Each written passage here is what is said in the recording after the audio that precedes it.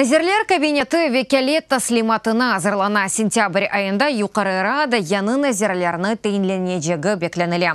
Оның үшін Володимир Гройсман кемиетнің бүгінке отырышывыны яна кемиетке берілежек материаллар лейхаларның азырланмасына бағышлады.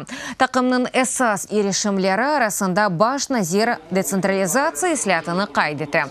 Яны назирлер кабинеты бұ ислятыны девам еттережек, тәсел назиры Украина мектебінің ислатланмасы башланғаныны білдірді.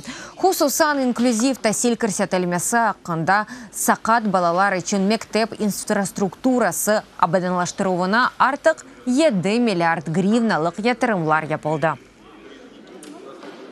Говорив і сьогодні стою на цій позиції, що Bundan evvel bu akta aytқан edім, децентрализация ислятыны бітіріп, қануниетні дейінштермек керек. Шу жүмледен ерлі сайлаулар ақында қанунлар дейіншмек керек. Мен белесем ерлі сайлаулар ақында 2015 сенесі керсетілген дейіншмелер тұлысынен меселені чезмей.